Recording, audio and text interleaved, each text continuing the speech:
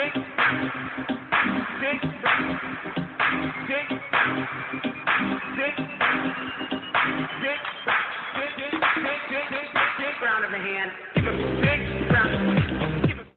have homes on separate coasts, go dive in Greece with squids. Could have been so bleeping rich, but instead we had kids. They won't smile for a photo, they won't eat the food we choose. That's why we're heading to the Parents' Lounge to drown ourselves in booze. Every day we're more exhausted, we haven't slept in years. They hit me in the nuts so bad, my eyes filled up with tears. And yes, we'd like to fake our death and go off of the grids, but the truth is we lose. Every day we're more exhausted, we haven't slept in years. They hit me in the nuts so bad, my eyes filled up with tears. And yes, we'd like to fake our death and go off of the grids, but the truth is we are softies and we truly love our kids. So join us every Tuesday night to laugh at all our pain. Evening in the Parents' Lounge is the cure to staying sane.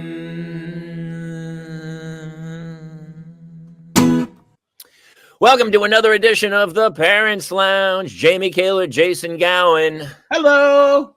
Trying to get through this thing called parenting with a smile. So thank you for joining us. Do your due diligence, and if it's on Facebook or YouTube or Local Apple and Cheese Festival, local Apple and Cheese, wherever you're hearing this, iTunes, do us a favor, follow, subscribe, like, write a review. That would be very nice. If you're listening on Facebook or watching on Facebook, give us some of those stars. Click the stars button. It's like 99 cents for 100 of them, and it helps support this little dog and pony show we do. And it would help me feel better about cutting up vegetables for my kids and then immediately throwing them out as soon as my kids don't eat them. 100 stars is like one carrot. I know. I could take a carrot right now. We have a great show for you tonight. That doesn't sound good at all. No, it isn't. Nothing at this point. Honestly, dude, I just dropped the kids off at school and back. We have a fantastic show with these guys coming in, but I got news for you. I'm numb. I'm a parent. I'm like, my kid was throwing her shoe around the kitchen this morning. I had to like grab her by the scruff of her neck and wipe sunscreen all over her face. It was it's arduous. Children are arduous. We had a dentist visit go wrong that we'll talk about with the guests tonight. Oh, we're going to talk about a lot of stuff with kids. So if you're a parent out there, thank you guys for tuning in. Love us on wherever you're listening. And also catch us live because we love your comments on Tuesday night, 7 p.m., Facebook, YouTube, wherever. 7 p.m. Pacific, 10 p.m. Eastern. That's true. That is true. Time means nothing when you're a parent, really. It's just getting to the next event with your children. Survive in advance. Survive. That should be the motto of all parents. Survive in advance. But we got two great dads, and today they have their own podcast, the Rockstar Dad Podcast. You will know them from the Grammy Award nominated band Bowling for Soup. They also, Jaret is the voice of Chuck E. Cheese. They did the opening song for Phineas and Ferb. Their songs include High School Never Ends, Girl, All the Bad Guys Want, No Hablo Inglés, 1985. Yeah. My favorite, Getting Old Sucks. That's one of my, I like that one. A lot of good ones. So it's going to be super fun today. Please welcome Jaret, Reddick, and Gary Wiseman. You see, that's how you art direct. See their space, Jason? See how perfectly? I know, I've just got the curtain. It's a really nice curtain. Thank you. And my wife picked it, and she'll be happy to know that you liked it. It really is. I'm literally in The Cube from the movie The Cube. I'm just locked into one installment here. It really does. It looks like you're in like a one of those vocal booths that you order at a Wayfair. You know, like I built it myself. It's a closet. I pulled the door off. And I put the sound stuff in, and then I made this giant contraption that kind of opens it up to go back out. And now he lives in there to stay away from his children. A lot of days I don't even have a podcast. I tell my wife I do so I can sit quietly in this soundproof chamber away from my family. I've said many times, like as a kid growing up, I never understood why Al Bundy was always in the bathroom. And I get it. It's like the place where he can just be by himself. Jaret, Gary, finally, we're doing this. I'm going to open with this because I deep dive. Obviously, I knew who you guys were, but I wanted to go down the well. You guys, I love you so much because you're what every comic wants to be. Like, you guys are basically stand-up comics who also are really good at music. And that is like because every comic wants to be a musician and every musician wants to be a comic, but you guys kind of found a way to put it together. And I was watching one of my favorite videos of yours, Getting Old Sucks. Yeah. And I read the comments, and one guy's comment was amazing because he goes, "Punk's not dead. It just goes to bed at a reasonable hour." And I love that. 100%. Yeah. And that's so very true. It really is. But you're right though, too, is I think that there's this sort of like love triangle between comedians, actors, and musicians. Like, nobody really wants to be doing what they're doing. They always want to be doing one of the other things, and that was the whole deal for me. I was an actor as a kid, and but I played music, but I wanted to be a stand-up comedian. And so Bowling for Soup has absolutely afforded us the thank you for nailing that, by the way. That's pretty much what we are. Well, your videos are not only great songs with great hooks that are so catchy, but they are ridiculously funny. So so great. exactly. Yeah. We try. Gary? I always say that we're not really a band. We're a t-shirt company that sells t-shirts with music, but I may have to change that into we're a t-shirt company that performs comedy with music. We're a comedy troupe of musicians that sells t-shirts. Yeah. You're like the Monty Python of your generation. Very much. Yeah. Very much so. And now the larch. You guys, so Jaret, how many kids do each of you have? Jaret, you have 3, I believe. Is that correct? I do, yes. Emma's 20, Jack is 17, and Everett is 10. Yeah, I got 2. Tyler, my son, is just turned 12, and my daughter Mia is about to turn 6 this summer. Oh, So Gary, you're kind of in my world. I'm deep in my 50s, and I have an 8-year-old and a 9-year-old. Yeah. I'm the old guy at school that everyone's like, I can't. Everyone's cool because it's LA and I'm okay, but I'm a little like right at that border of like I start doing references about like, hey guys, remember Black Rain? Yeah. From the they like it when he brings lunch from school because he gets the AARP discount for all the meals. I do get the AARP discount. For my son, like half of the parents were my age and half of them were younger, but for my daughter, we're definitely the older parents. Yeah. The AARP thing is so hard to say no to though, because they offer you the duffel bag. And I just turned 51 and man, they blew me up. And at first I was like, yeah, I don't really want that. I don't really want. But the duffel bag, you travel a lot, man. You need that duffel. That is a good looking duffel bag. It's hard to say no to a good duffel for sure. Dude, I took the thermos. Please, you take the thermos. You're such a rookie. You're like a newbie AARP. Wow. Listen, come to 58. When you get to 58, you're like, I'll take the thermos, brother. That's way better. Well, may I retort? I'm a rock star, so I get free all of that kind of shit already. Can I cuss? Oh no. Yeah. Yeah. Also, you basically had all of your fans sponsor you with thermoses a few years ago. I did. Yeah, I don't drink coffee, and I'm limping back in again. But I did this thing where I was like, okay, I just drink coffee now, and I did it as a charity drive. I was like, if you send me a coffee tumbler, I'll donate $50 to this charity because we had a tornado hit here in Rowlett, Texas, near us, and so I was not prepared for the amount of tumblers that I got, by the way. And so I made a hefty donation to the tornado fund in Rowlett, but now I have an entire cabinet full of coffee tumblers. Yeah. And how many duffels do you have? One. You chose wisely, I would say. Choose wisely. One duffel. Yeah. That's one duffel. I saw another interview you did where you talked about music. And here's what I also love about you guys, because coming in my world, like I'm an actor and we've totally changed. This business has changed. It's all about streaming. The writers are on strike right now. Everything's changing. And a lot of people don't grow with their industry. And you were talking about how back in the day, and then we always knew this, is like Billy Joel was on tour selling millions of albums, and then he'd finish the tour and be in debt. And you were like, yeah, nobody makes money that way. You guys were smart enough to kind of go, hey, we are a giant conglomerate of the videos and the touring. And you kind of, morphed into a incredible business. And it's crazy when I was going down line, and you're like, you saw the future of streaming and was like, this is how we make money off of this. 100%. Yeah. I mean, for us, it was scary when we had never made money off of music, and let me rephrase that. We made money off of music when we were in the van before we got a record deal. And then we got a record deal, and all of a sudden it was like, okay, so we don't make money off of that anymore. I mean, they were charging us more for our CDs than we were able to sell them for at shows. Right. But we needed to have music there. So, you just sort of use it as this to get people over there to buy the t-shirt or whatever, as Gary said earlier. But yeah, I mean, it was scary when we got dropped from the label, though, because it was just like, okay, we're in no man's land. But yeah, it's evolved in a way to where if you haven't kept up, you're really confused right now. But, for us, it was like, okay, we're just going to be self-contained everything. We're going to do our own videos. We're with the same companies, everything. We do our own merchandise. We do everything is all here. And so, yeah, man. And to me, I don't think of streaming as a bad thing. I think of it as because, as I said, we didn't make money when we were on the label. We didn't make money when everybody was stealing the stuff. So even though maybe the checks aren't as big as everybody wants them to be, I mean, it's something, I mean, this is the first time.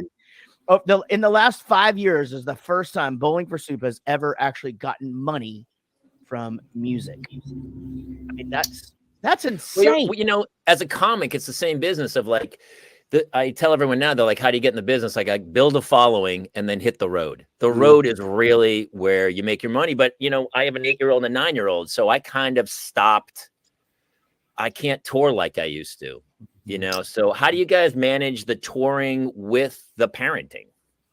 Yeah. So, that kind of goes back to, well, I'll preface with this.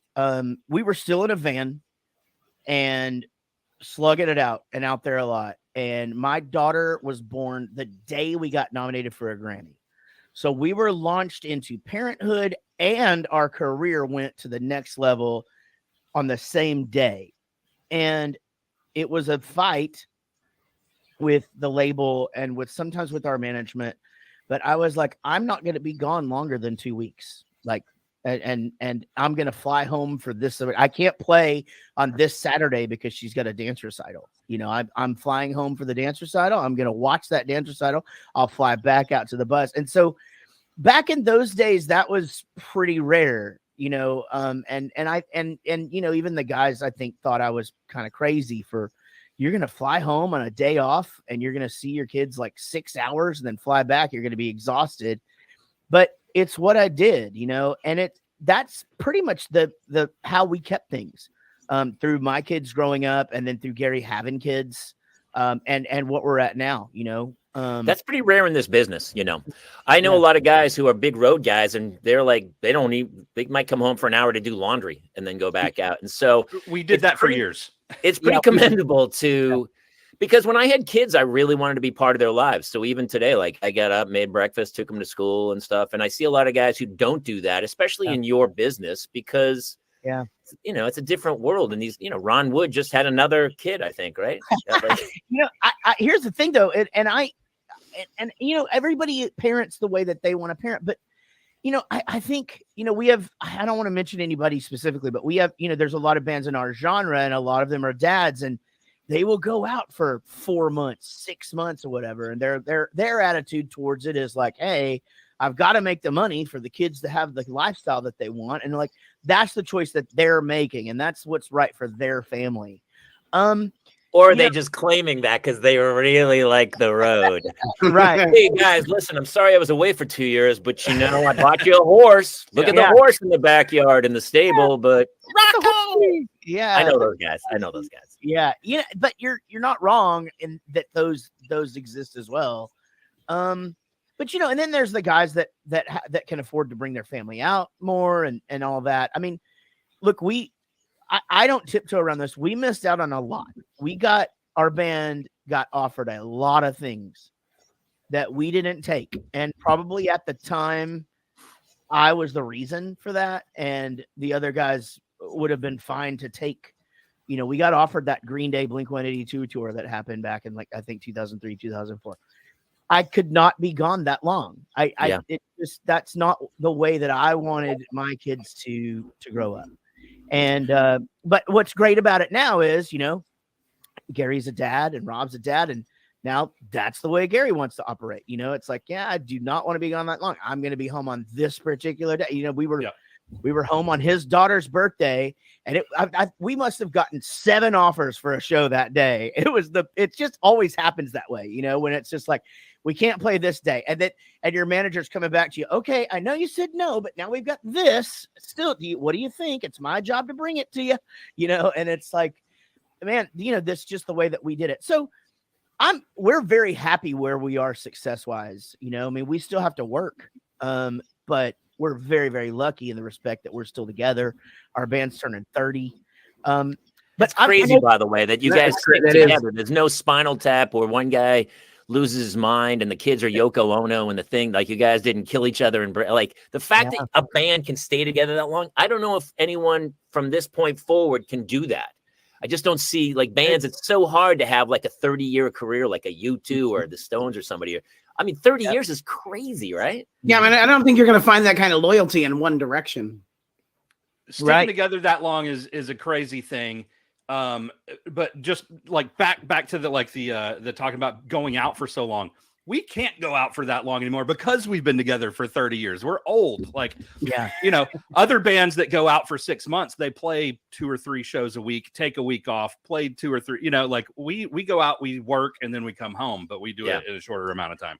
Now, Gary, did you think Jaret was crazy when, like, he was like, this was happening and with the family, or did you understand the whole time, or you were like, man, this is... No, it didn't make sense to me. None of my father instincts kicked in until I had kids. They never do.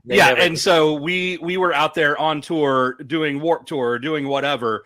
And, literally there's a 18-hour window of, the show's over here and we got to be at the spot this next time. And he'd fly home. I'm like, you're not going to get any sleep. You may see the kids for 3 hours.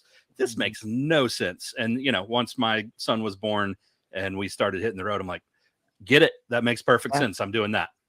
I always think I want to be away from them, but then when I'm like gone for like 20 minutes, I'm like, I really miss them. I want to see them again. There's a funny story. Like right whenever my son was born, I think it was, it was within the first 2 weeks. It wasn't right when he was born, but he was a newly born baby, that we had a show in Las Vegas. And it's the first time and the only time ever that I flew there. Or we flew the night before. The show is the next day as a televised thing. So we flew to Vegas the night before the show. Everyone's going out, hanging out. I go to my hotel room and I go to bed because I got like a 8-day-old baby at home. Yeah. The road has definitely changed. I booked, everyone's like, hey, you hitting the road again? I took 1 weekend in June and they go, oh, and I literally took it just to get away for a weekend. Like I took a stand-up weekend. Just now I'm at the point where I don't go out that much. So I take it solely to get away, just for the weekend to get away from the kids. How has the road changed? You guys, were you guys ever crazy partiers, or were you kind of like a normal, sane people on the road back in the day? Yeah, not like Led Zeppelin with the fish, but like we talked about that, dude. What if cameras were around then with Steven Tyler and 14-year-olds and heroin? It would be crazy. We still are big drinkers when we're on the road. That right when that bus door closes, we all think we're 17. We've gotten a little bit better. Yeah, I think the biggest thing for touring, from a dad's perspective or a parent's perspective is that, again, I hate to act like that my time was any different than what the guys have now, but it just fucking was. It was. I didn't have FaceTime or, any of that stuff. And Gary, it's so cool. I love that. By the way, and here's the thing, Gary's a little younger than me. And I was a dad for a while before he was. So I am I'm so proud of him. And I know that's weird because he's my best friend and we're just, all of that, but I'm so proud of the dad that he is. And so like anytime he's doing something, I'll just be like, God, that's fucking cool, man. He's over there. He's at the, because we're in the bus the other day, like we're in the tour bus, right? And we're all, I don't know what we're talking about. It could have literally been fast food or anything, like, or hookers. I mean, whatever. It could have literally been anything. And he is watching his son's baseball game on his phone, and he just looks over and he goes, Tyler just hit a 3-run dinger, and it's you're like, got to see his kid hit a home run with 2 people on base, right? And I'm just like, God, that is so cool that he just, and so then he can have that conversation with him later. And he's just like, hey, I saw that. So that's the biggest change, is that like just technology has made the world so small. I mean, it's got to be not only for parents, but for relationships. If I've got something that me and Casey need to talk about and it's serious or something like that, it doesn't happen very often, but it happens. It's like, hey, I'll find a window of time. I'll FaceTime you and we'll figure this out. Yeah. So that's one of the positives of social media, right? But my kid's in 4th grade, and I was just at like the school assembly a week ago, and one of the other parents was like, hey, did you have the porn talk yet? And I go, what are you talking about? He goes 5th grade. It happens in 5th grade because she's in 4th. He goes, you should do it before next year. And I go, what do you mean? He goes, somewhere in 5th grade, some kid with a phone is going to show your child hardcore, niche, very fetish porn. And I'm like, really? And he's like, yeah, it's coming, dude. And I was like, oh, dude. Jamie, I didn't tell you this story yet, but the school contacted me. That they had an issue in 1st grade where one of the kids brought a cell phone or a tablet and was showing other kids really hardcore stuff. And I was terrified that whole day because I was like, I hope my kid wasn't one of them. And Jace comes in and my son is 7, and he goes, Dad, what's a cream pie? And I was like, oh, Jesus. What? I didn't hear that one. Well, you guys have older kids. So how have you dealt with that, Jared? I literally had a conversation with my son this morning while we were on the way to school, because I said something on the radio about trans something. And, I just said, hey, do you know what that is? He goes, yeah. And I go, cool. I go, there's lots of stuff that I haven't talked to you about for a while, because like, I just want you to be a kid. And I don't want to be the person bringing adult topics up, right? But I go, I know that you're the age and you're starting to find these things, and there's a bunch of conversations that we need to have and we're going to have, but I just want you to know that if there's confusing stuff out there or whatever, like, I'm here, you can talk to me. And that I just said that on the way to school today. See why I'm so proud of him? Oh, look at that. I'm proud of him, and I just met him. That guy once said to me, he goes, I haven't not had a beer since I was 17 years old, or something like that. He literally once told me, like, I've had a beer every day since I was 17 or something crazy like that. It's like that guy, when he was in our band, he slept on floors for years because he didn't have a fucking place to live. and now that's the parent he became. Fucking shit. I always feel bad for parents who are like, yeah, I don't drink anymore. I was like, how do you get through it? I don't. Oh my God, yeah. Last night I got home and my kids, I had made them breakfast, and there was still fruit, some cut up strawberries that had been out for like 12 hours and they were kind of getting a little mungy.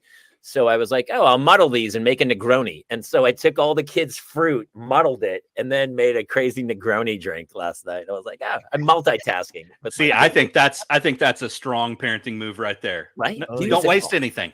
Don't waste anything. Jared, have you had experiences? I'm just eating scraps off my kids' plates like every day.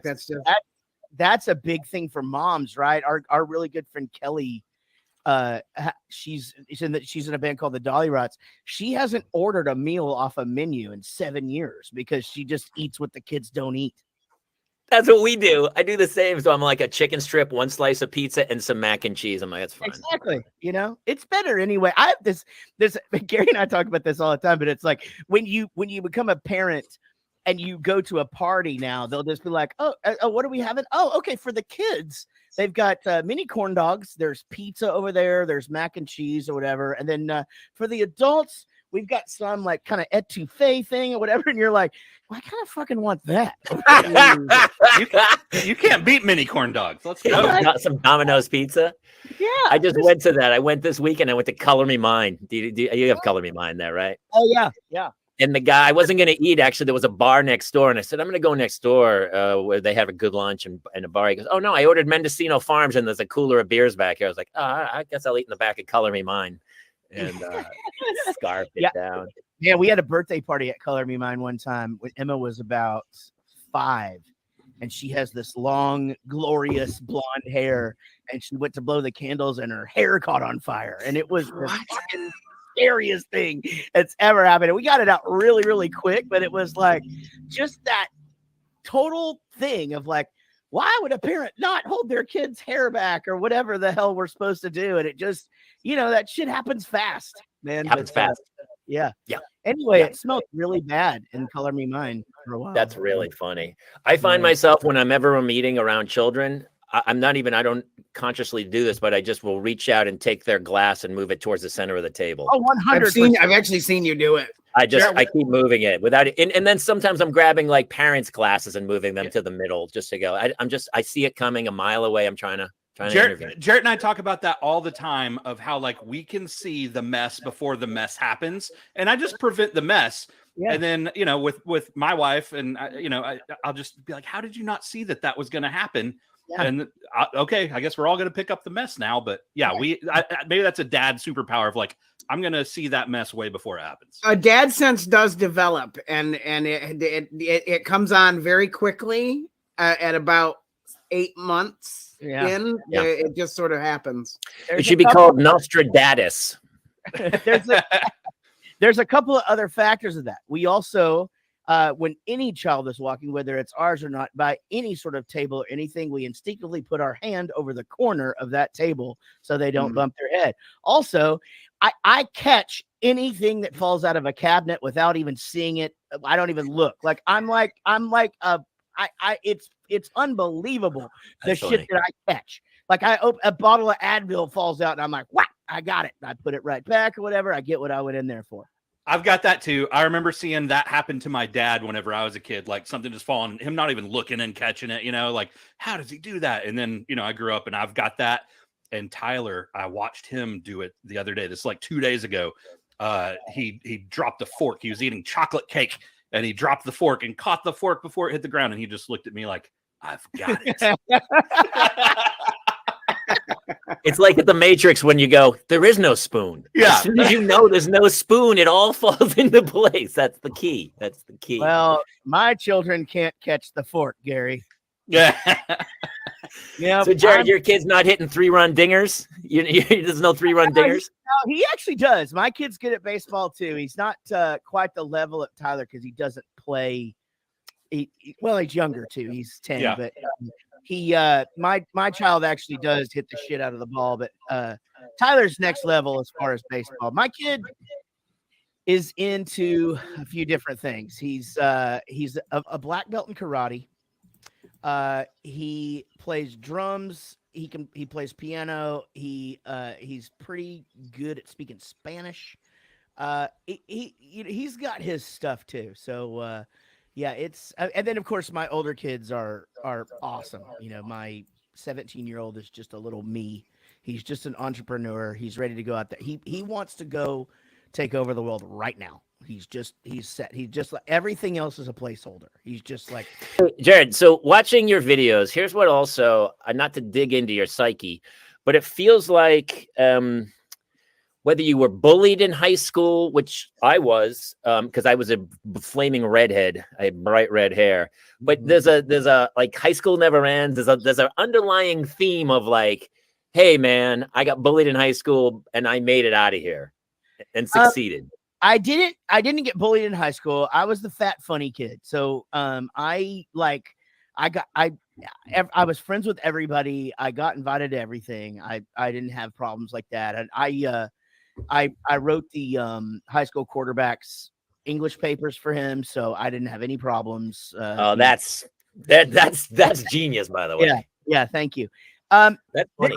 There's a mentality, I think, for us of just getting out of our town and going out, and because we're from a pretty small town, but honestly, really, the high school thing is when I grew up. It's an 80s thing. It's like I feel like I just was in a John Hughes movie. It's like everything just was that to me. Like all of that was so influential, and just things that I say and things that I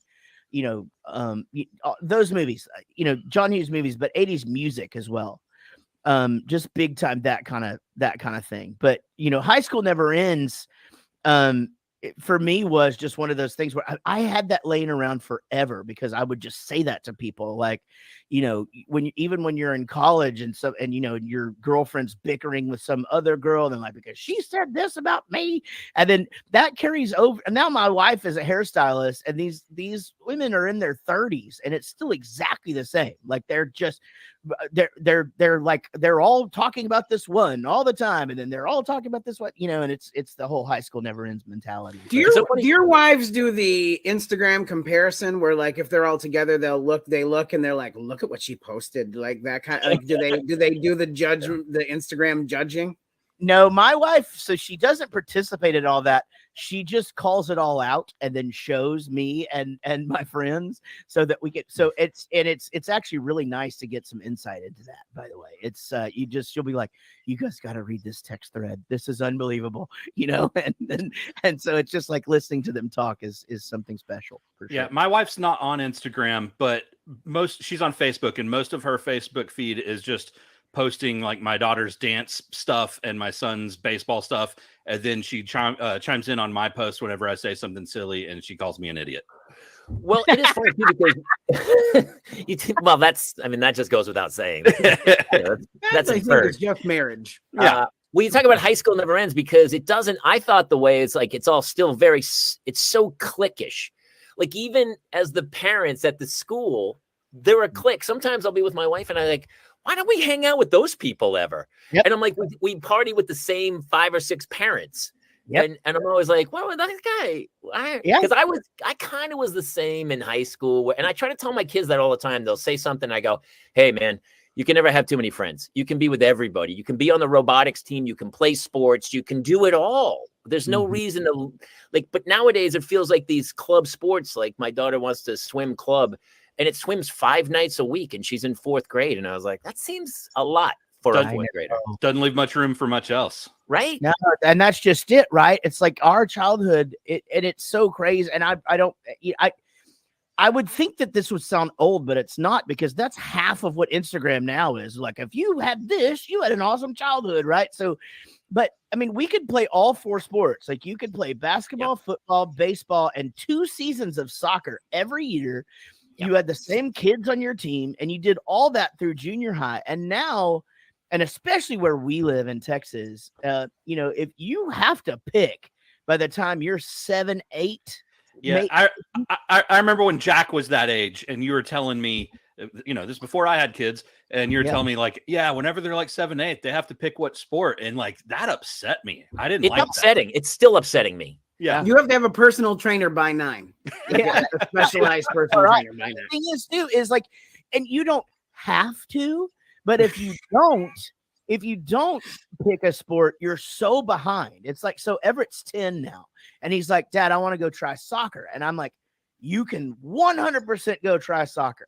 But I just need to tell you that these kids that you're going to play against, even if we're not going to do select, but most of them have been playing since they were 5, and they're real, real good, So it's like, but you know what? If he wants to try it, he wants to try it. But anyway, he talked himself out of it. He was like, well, I want to do indoor. And I go, they only do indoor in the summer. And he goes, well, I don't want to do an activity in the summer. And I said, well, then I guess we just decided whether or not you're going to do soccer. There's some quality dadding there. You got him there without like having to guide too much. Yeah. Well, it's funny too, because I played all those sports as a kid, and now it's like, I can't remember the last time I had a pickup football game. I'm like, boy, I wasted time doing that. And all these. Yeah. So I'm like golf, tennis. I'm trying to find sports that are like, you'll play this for the rest of your life. Like, this is in instruments, Jared. I really think like I'm making my kids, they started at first and then they kind of faded, but I'm like, no, you're going to learn an instrument. That's important. Second language, I think, super important. Like, those are the kinds of things that will serve you well in life. Not so much high school football. Although All in of my Texas, I know that's how you get the cheerleaders, right? You got to play Texas. You got to play football. all of my kids had to take piano lessons for a certain amount of years. You know, Jack and Emma swear they don't use it, and that's fine. You know, but I don't know. They're doing great, and they're out of trouble. And I'm not sure that was because of piano lessons, but it was like, you know, keeping them involved in something is just such a big deal. But I mean, music sets kids up for so much, and especially piano. Like it helps them with math. It just it's really good exercise for both sides of the brain. Like it's just, you know, I think this is another one of your quotes, Gary. Like there's no adult in the world that's mad at their parents because they're really good at piano. Right. You know, like it's like, sure, they're pissed that they had to practice this amount of time, but those kids also sit behind the piano and dazzle everybody at every party that has a piano. You know, Whenever there's a piano at a party and there's one, and everyone's like, "What? Can anybody play?" And the one dude goes, I can play a little. Exactly. Yeah. And then he sits down and people are like, oh, 100%. There's a difference though, because the person that can play piano and dazzle everyone at the party, that's what everyone that knows how to play 3 songs on a guitar thinks they are. Sure. And they're just like the party killer. Get this guy out of here, right? Yeah, there was always the guy at the party that would pick up the guitar and start playing, and like everybody would be annoyed and leave the room. And then Michael Swanner in 8th grade would sit down behind the piano and just get all the pussy. I mean, just like say anything when Joe lies. Yeah. And Lily Taylor's playing. She's got like every song's about Joe. It's really, there is something about those 80s. Like, it's so funny too, because now here's my one difference of today versus then is like, yes, you could go into Spencer Gifts and there'd be a whole wall of books like Polish jokes, Irish jokes, Italian jokes, or whatever. And we all kind of learned to go, we had an ability to laugh at ourselves that kids today do not have. 100%. You say something, there were kids, we had a festival at my school this past weekend, and some of the girls were super inappropriately dressed. I was like, I didn't know Victoria's Secrets had a kids department. Like, and so some of the parents would say something to the kids, and the kids would be like, you're body shaming me. You're body shaming me. And no one can just laugh at themselves anymore and go, yeah, I'm an idiot. I messed up, you know? Man, I got to tell you guys this story. Speaking of that, of like the whole, you know, us not being able to just like, I believe this goes into what you're saying. Like this isn't even a laugh at yourself. This is just how politically correct we've gotten. We were at a baseball game the other day, and our team is very, they're yelling the whole time. They do chants the whole time we're batting. They're like, you know, hit that ball, hit that ball, hit that ball to Arkansas. Well, they started this deal the other day where they would just start chanting different candies or foods or whatever. And so they started chanting Taco Bell, Taco Bell, Taco Bell, Taco Bell. And then they were talking about Oreos. They went back to Taco Bell. And a dad from the other team chose to walk in front of our whole thing and go to the dugout and accuse our coach in front of those children of being racist. Yeah, I saw it coming a mile away because Taco Bell infers we're making fun of you because you're Hispanic. Is that? Yeah, but everybody's fucking Hispanic here, you know? I know. It's like what I just said. My child goes, or actually just switched, but he went to a school that was 90% Hispanic because it was dual language, right? Yeah. They're children. And they had just got finished chanting, you know, whatever it was, Smarties, or whatever, Milk Duds, you know, and it literally almost turned into a fight because one coach balled up or whatever. Then the guy said something to some women on the bench, and it was just this whole thing. And it was like, wow, you know, really? Like there is like 10-year-old kids just decided, they looked out there and like, oh man, couple of Hispanics. Also, what nationality is Smarties calling out? Oh, that's anti-Dutch. You're picking on the Dutch. So bad. I think I've talked about this a lot about we are creating a generation. That's why like people who work in the corporate world have said the kids who are coming into the corporate world don't want to work, want to be compensated. You can't make me feel uncomfortable in any way. And we're creating this whole generation of kids who just feel entitled. Yeah. Like, hey, I'm sorry, I was trying to monetize my brand and you're getting in the dude. Yeah. No one can fit into society.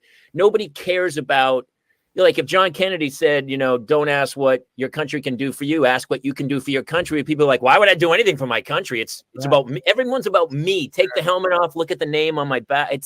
Nobody fits in anymore. It's crazy. Yeah, that whole population of that generation and it's apparently it's a changing thing now because the workforce is changing so much. But I think it's just this last generation or whatever you had all these unemployed college graduates because they couldn't find the right fit or whatever. There's jobs, but they were just like, that job was starting at like 45,000. I want at least 110 to get going or whatever. So instead of working, they're going to live with their parents, and whatever. And again, I'm not really a soapbox guy, but I think that speaks volumes. Here's the generational change that I think is pretty obviously noticeable. I think we're brought up in a time of get that starting position and work hard to earn your next position. Yeah. And they're like, well, I'm not going to work hard if they're not going to give me the next position. Right. They don't. Mm-hmm. It makes no sense to me. So they're stewing. My wife works in the corporate world, and she's like, she interviewed somebody. And then I guess the interview, the woman wasn't really pleased with how the interview went. So the woman she was interviewing complained to the company and was like considering a lawsuit of like, I don't feel like that interview was done properly. I'm like, I'm sorry. Yeah. She just the whole Pat Riley 10,000 hours to get, that was his theory, right? You had to do 10,000 hours of something, whether it's music or whatever, to become proficient in it. Over. Now kids are like, I put a video on YouTube. I'm surprised. Why aren't I famous? I'm so confused as to why I'm not blowing up. There's a meme going around right now, and it's not. I mean, I don't guess it's a meme. It's a picture of a sign that is at a baseball field somewhere here and I assume baseball, but it says, allow your kid to be coached. A kid that learns to be coached becomes a productive member, learns to be on a team and all this stuff.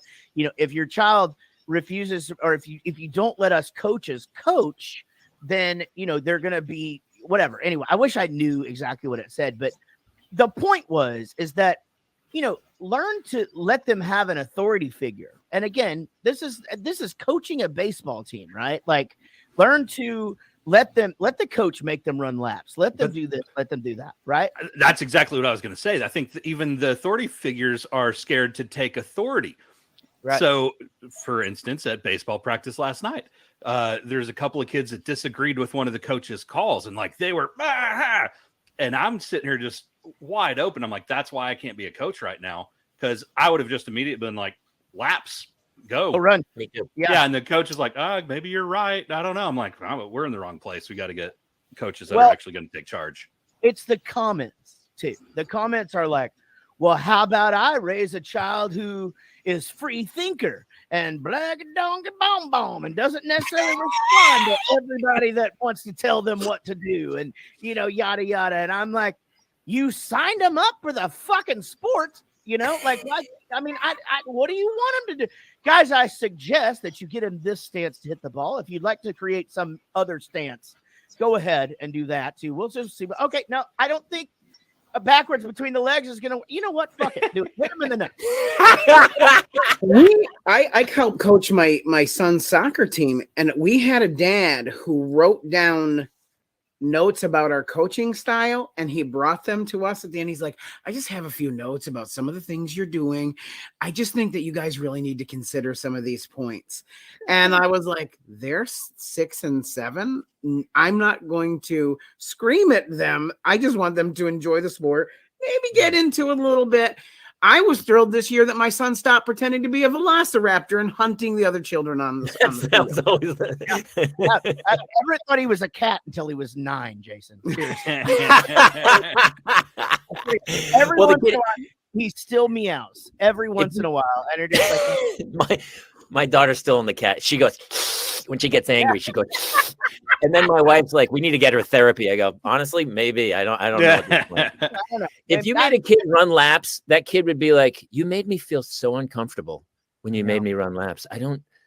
Dude, Bob, I watched the Bobby Knight documentary the other day. I was like, wow, that was only 30 years ago, and it feels like 200 years ago that the coach could actually scream at a kid. And those days are over. Don't you have silent Saturdays where you're, as a parent, aren't even allowed to talk? So yeah, they do a silent. There's a one game of the season is silent Saturday. I coach soccer for my kids, and she was like 7 at the time, and they had silent Saturday. But it wasn't just the parents; the coaches had to remain silent. And she's 7, so they really don't even know how to play soccer. So we stood on the sideline and just watched them run around like idiots for an entire game. Where we could have gone like, "Hey, you're on defense. You go forward," but they were like, "You cannot speak. You cannot open your mouth." Yeah, at 7, they don't even know which direction they're supposed to be going. It was the worst game of the year. Worst game. It's crazy. What is it? Are they 4-on-4 at 7? Is that, I want to say they were 5-on-5. No 5. goalies, just kicking goalies. each other in the shins. Right. Yeah. One kid chases a butterfly, and My then daughter- and then one parent has snacks, and you're like, okay, so I thought maybe cut up orange slices. The parent brought like a gift bag that had like 8 snacks, a juice box, a little trophy, a medal. I was like, this is what? And the kids were like, hey. So the snack thing goes on too long, though. My son's playing 12U. He's about to be moving up to 14U baseball, right? They're 12 and 13-year-old kids. The moms are still like, okay, so after the games, let's get snacks. And I'm like, these kids, unless you're bringing a full pizza per each kid, they don't need an apple slice, right? Yeah, they're turning into dudes. We don't need to coddle them so much. I think I'm back and forth on the snack thing. Our parents do pretty good about it, but I'm echoing. Okay, so my daughter played soccer as well, and I coached her team, and she was really, really good, like really good. Like I started like calling her Crazy Legs Reddick and shit, and like man, she was dribbling down. She was like the first kid to figure it out. And she would dribble down the field and shoot it into the goal or whatever. And we had 2 amazing seasons. And then about second game, that third season where she had figured it out, my daughter kicks the shit out of that ball, hits a girl square in the face. That girl's face is obviously hurt and she's down crying. That's the end of soccer for Crazy Legs Reddick. That was it. She was like, nope. No more. Like I hurt that kid. That's it. That's the beauty of having a very sweet, sweet girl. Well, that's on you. And here's the problem is you fathered a way where your children have empathy, and shame on you, sir. Shame on you for giving your child. How will that child ever succeed in this world? Won't become a politician with empathy. That's for sure. She's not going to have 5 million subscribers on YouTube with that kind of kindness. No, she works at a country club actually while she goes to school, and she said she texted me today, which that's the cool thing about one of the things that I'd love to add to your show is that I think and by the way, just ignore time, we're good until 1, but I think and especially you guys with littler kids, you're just like, man, I don't want my kid to grow up. I'm going to miss this. I'm going to miss this. I don't want to forget this. I don't want to forget this.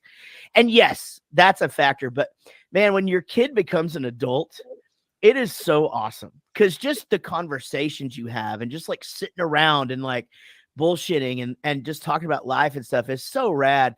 And, it's just cool that, my 20-year-old texts me something every day, just to tell me. So she just like texted me out of the blue when I woke up. She goes, Lainey Wilson is here in the club, and I'm just like, because she knows I love country now. And anyway, that's what I was leading to is we sat down at Christmas and she goes, Dad, do you miss me being a little kid? And I go, there are things that I miss about you being a little kid. I miss being able to pick you up and hold you. And I miss being you're the center of your entire world. I miss that. They're definitely, but just the fact that we can sit down and you can ask me that question is pretty damn cool, and I thought you were going to say, but I don't miss there being toys and shit everywhere. Everywhere. Yeah. Everywhere.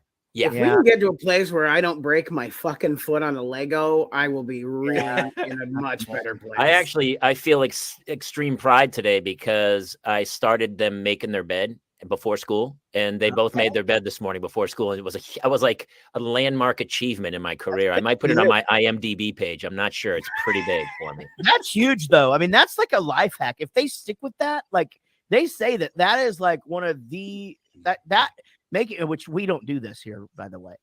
I started it today. It's probably over by tomorrow, but I'll take today. Oh my God. You'll have to update us next time we come back on. Do that, man. It went south, guys. It went south.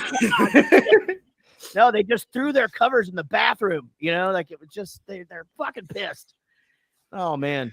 Well, here I have a question for you too, because we've been dealing. My oldest is 9, and she's been really moody. She gets this, like, she gets up in the morning, and she's just, the mornings are terrible for her, super angry. And so I used to like scream and go God and punish her. And so I'm like, I'm not doing that anymore. So I was really calm. And now when she does anything, I make her write a story about it. Like last night, I made her write. I said, it can be creative. It can be however you want to do it, a story, a poem, a song, anything. But tell me the story of why you lost your mind and had a terrible morning. And she's done it a few times. One night was a big story. The next time she wrote a cartoon. She drew boxes and drew her and her sister because she smacked her sister in the face or whatever. I'm trying to find ways to punish her that aren't like my wife's like, no more play dates. I'm throwing your toys out. I go, it's obviously not working. Let's do something productive with punishment some way. So I'm trying to make her become a better writer or be creative about what she's going through. How do you guys kind of deal with, obviously, when your kids were younger and they had just unbelievable meltdowns? How did you deal with it? I have to tell you this story, though, because I think that is so creative and good, by the way. But do you know the comedian Chad Daniels? I do. He's one of my favorites, and he's just a really good guy. And like, we had him on the show, and he and I became friendly. But he has a bit where his son wrecks his bicycle, and he says a cuss word right when he does it. And his dad is like, "Listen, Chad is like, listen, I'm not mad at you, but you know, I really, you know, and you're not in trouble, but you said a word you're not supposed to say. So what are 3 other ways you could have said that?" And his kid like looks at the ground and he looks back up and he just goes, "I hate my bike. That sucked. Fucking A."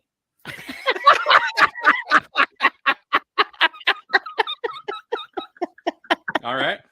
And he's like, awesome. He goes, "I told him he wasn't in trouble." And he goes, he came up with 3 other ways he could have said the thing, whatever. And I'm just like, that's just so creative. I think that's really good. You know, I mean, one of the things that my wife did, my son taught his friends how to shoot the finger. And so full on thing happened. These are really, really good friends. They're our squad. And, you know, they shot the finger at one another. And the mom asked, "Hey, where did you learn that?" Everett. And so she tells, you know, it's a responsible thing to do. "Hey, this is funny, but here's a thing that happened." And so Casey made Everett write an apology note to both kids and the mom and hand deliver it. Like, he had to go to that mom and like give her the note. And man, there is a respect there, man, you know, that like, and he didn't like it, but he did it. And it's something where I feel like certain things like that have made him even a bit of different kid than what my older son would react to certain things, or the way I did when I was a kid. And again, I know this is long-winded, but I want to give you an example of how I think that helped him. He came out, he had a baseball game the other day, but he goes to School of Rock. And so at first he was going to go to School of Rock. He does his music program, and then afterwards he has his drum lesson. Well, at first we were like, "Hey, you're going to skip your drum lesson. We'll get you to the game." Well, we had decided we've got time. He can just stay. So he comes out of the place and I go, "Hey, you're supposed to go into your drum lesson." He goes, "Oh no, I thought we were going to skip it and go to the game." And I go, no, just get back in there and go to your drum lesson. Right now, me, Jaret Reddick, as a child at 10, would have thrown a fucking fit and been like, "I'm not going back in there. Like, I don't even talk to employees at stores. Are you kidding me? There's no way." Jack Reddick's total thing. Like, "Dad, I'm not doing that," whatever. This kid just goes, "Yeah, okay," shuts the door and walks right back in there. And I was just like, what a proud moment. I know that's small, but what a good little victory, you know? It's those building blocks that you find though that seem like make all the difference in the long term. Yeah. I think it's about taking responsibility for yourself and your actions is a big part of it. And I think it's fantastic. had I did that. I made my fitness- daughter write. I made her write an apology letter to the neighbor after she wasn't even bad. He said something like, "How's it going, Hannah?" And she was 5. And I'm a comic, so she's got a smart ass tongue. And he goes, yeah, he goes, "Hey, how's it going, Hannah?" And she went, "Wouldn't you like to know?" She was 5. And so I was like, I go, super funny. I loved it. Yeah. Inappropriate for your age. And so I made her write a little letter that said, "I am sorry. I'm still learning the boundaries of comedy." I kind of wrote it out because she was only 5, and then she had to copy it over. But same. Gary, have you dealt with stuff like that? I've dealt with all sorts of. I can't think of like a great creative punishment thing, but you did mention like when they're throwing a fit, right? And one thing that I have said to both my kids, like as the fit's happening, is I always go, "That's not how we get what we want," right? And there's a lot of things happening right there because I'm not saying no. I'm not telling you can't have a cookie, right? I'm not saying no, but I'm going screaming and throwing a fit and like, this is not how we do it. You're going to have to calm down. You're going to have to figure out how to re-ask for this.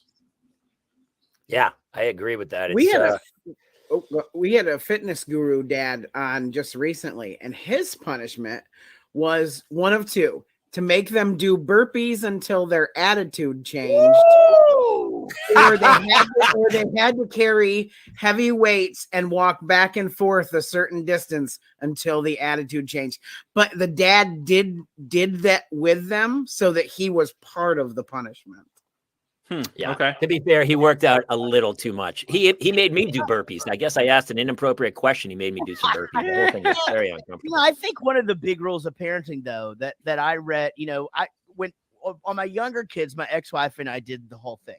I read all the articles. We did Love and Logic and, all of this stuff. But one of the big things is that you're really not supposed to punish yourself. Like you shouldn't. For example, it's like, if you're at an amusement park or something and they do something wrong, really you shouldn't. Now, first of all, let me say, if you throw something out there, you have to follow through. So your first thing shouldn't be like, "Hey, if you don't stop that, we're going to leave," because now you've just punished yourself. If you have another kid, your wife or whatever, you just wasted the money on that whole trip or whatever. It's better to not do that. It's you don't want to take things away from other people in the family because that child, and that can be really hard. And that's the big thing is like you want to be like, no TV for 2 weeks, and then you throw that out there and you're like, shit, there was this thing I really wanted to watch with them, but you didn't compute. And that's hard also for us. We're leaving town tomorrow. And if we go, "Hey, no Xbox for the next 2 weeks. Bye, honey. You figure out what he's going to do for 2 weeks." We always do that. We say, "Hey, no iPad." And you're like, "Wow, I just punished myself for the rest of the night. This is super painful." I know. Yeah. Well, and that's just it. And that was actually, Gary, that's a great point. That was a big point of contention with my ex and I, was that those kind of things, those kind of punishments, would be like, "Yeah, I told him he couldn't watch TV for a week." And she's like, "Okay, great. We're going to my parents. And that's literally all there is to do over there," kind of thing. And so, yeah, I mean, I think what the lesson there is like, "Hey, you know what? We're going to have some sort of a punishment, but I need to give some thought to this." And you kind of like get your wits about you before you throw that in, which can be really hard because I'm in therapy and I've learned I'm a little reactionary. And so I tend to, and especially if painted into a corner, I just fucking go for the jugular, like it's, and it's a big factor in my wife and I's relationship. Yeah. I mean, like I'm the same. She pushes me. And then I just fucking go straight to like just something really that I don't mean, and nothing like, I don't call her a name or anything like that, but I'd say, or bring up something, that it's stupid. Like, "Well, you don't clean the bathroom." I mean, it's, that kind of shit. And I'm working on that. But, again, we're getting into communication. We're all working on that. I homeschooled them both during the pandemic, and some of the other parents would like text my wife, who was working during the pandemic. I was out of work as an actor. And so I had the kids, and then the other moms would text my wife and be like, "Hey, I just saw your husband in his underwear punching a lamp behind the kid," or something, because I was absolutely losing my mind. So I've really tried to veer. So lately, my newest thing is I was trying to be productive because she was having she was a good reader, but she had a problem putting it into words. And so that's why I'm making her write that kind of stuff. But instead of like losing my mind, now I've gone the opposite way. And if she likes melting, I'll come in and hug her. Because I'm the same. I'm trying to fix myself at the same time I'm fixing this child. And it's so overwhelming. Man, I heard something yesterday. Dave Rose, who used to manage Butch Walker, but he manages Striper, and he's big and Lit, the band, our friends Lit. And anyway, he does these, he's on TikTok, and it's really funny because he's not like an overwhelming personality. He just sort of gets on there and he just talks and he goes, you know, I've got this parenting thing. I made it up, but I just want you to you know, it's been working for me. He goes, I've got little kids, and he's a bit older. You know, I think he's in his mid to late 50s as well, and his kids are about your kid's age, Jamie. And he said, anytime I'm like super frustrated and I feel like I'm about to just like lose my shit, I pretend I'm 90 years old and I get this moment to come back in time, and how I would deal with it just being here in that moment, being able to get it back, you know. And he goes, it's just this calming thing, you know, and maybe now that I've said that out loud, it's just his counting to 10, but it's pretty good, you know, because there's things that we've said to everybody in our lives that we wish we could get back, you know, and it just, you take that sort of approach to it, like, okay, if 90-year-old me could come back and I've got this little person in front of me, you know, who I'm, by then, if I'm still alive, is going to be grown with children of their own, you know, and maybe grandkids. Jesus Christ, you know, it's a ways away. But anyway, I can't think of a better way to end this podcast. That is absolutely brilliant. I'm using that to go, because, you know, we see horrible things happen in the news, and we, you know, for 2 seconds we go, oh my gosh, my kids, I love my kids. And then 20 seconds later, somebody cuts us off, and we, you know, we want to like pull out my 4-iron and start swinging at their car.